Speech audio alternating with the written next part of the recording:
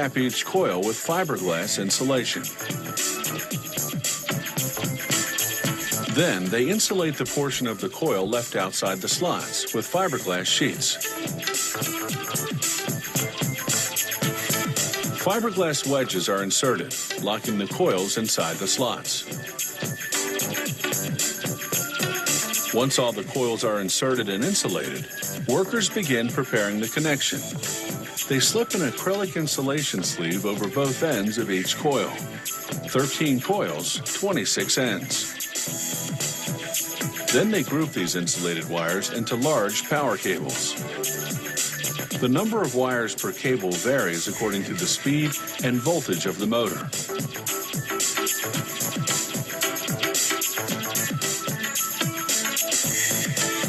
They solder the grouped wires together, then insulate the cables.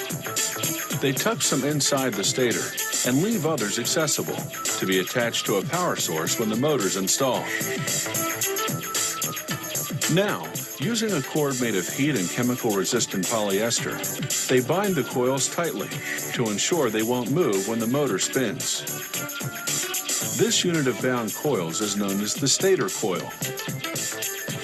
They now submerge the stator in a polyester-based varnish and vacuum it right through.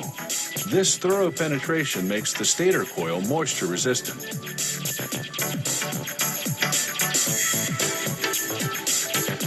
The stator is put into an oven for 6 hours at 280 degrees Fahrenheit. The varnish hardens, making the stator coil rigid.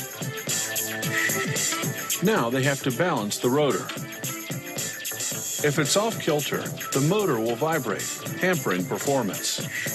They balance it the same way a mechanic balances car tires, only with 100 times greater precision.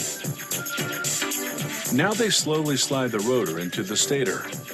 Careful not to damage the stator coil. The rotor will turn on steel bearings. They heat these bearings to expand them, so they'll install easily. Then they blow on cold air to shrink them to a tight fit. It's the same process with the motor's back cover.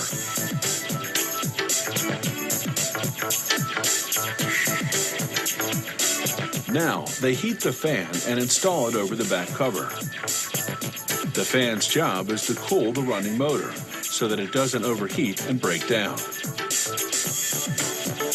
They cover the fan with a safety guard. Then install a cover on the front of the motor as well.